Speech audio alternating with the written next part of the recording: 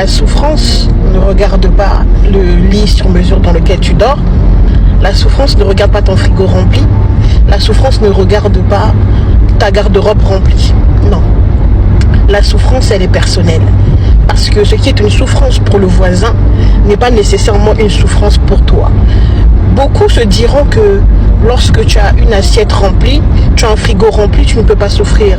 Parce que pour eux, la souffrance n'est que de manquer à manger, n'est que la famine. Mais j'aimerais dire à une personne que la souffrance a plusieurs dimensions et plusieurs formes.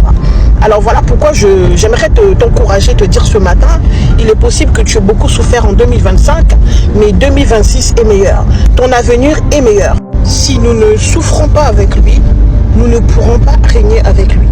Il y a des souffrances qui sont inévitables parce que dans ces souffrances-là, dans ces zones d'inconfort, Dieu est en train de nous tailler un caractère. Dieu est en train d'accomplir des miracles et des prodiges dans nos vies.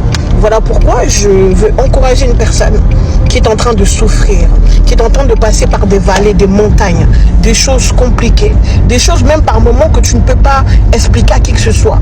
Parce que je le dis souvent, la plus grande des souffrances ne s'explique pas. La plus grande des souffrances ne s'exprime pas. Des souffrances au point où tu peux perdre le sommeil. Des souffrances au point où tu peux perdre l'appétit. Voilà pourquoi compte sur l'Éternel. Eux, ils s'appuient sur leurs chars et sur leurs chevaux. Nous nous appuyons sur l'Éternel. Celui qui s'appuie sur l'Éternel renouvelle ses forces. Je prie ce matin que Dieu renouvelle ta force. Que Dieu te donne la force de passer cette montagne. David est en train de dire, quand je marche dans la vallée de l'ombre de la mort, je ne crains aucun mal. Car tu es avec moi. Ta houlette et ton bâton me rassurent. Que la houlette et le bâton de l'Éternel te rassurent. Que l'Éternel dresse une table pour toi en face de tes adversaires. Que Dieu te fasse du bien dans cette fin d'année.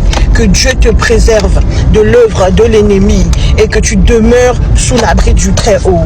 Au nom de Jésus.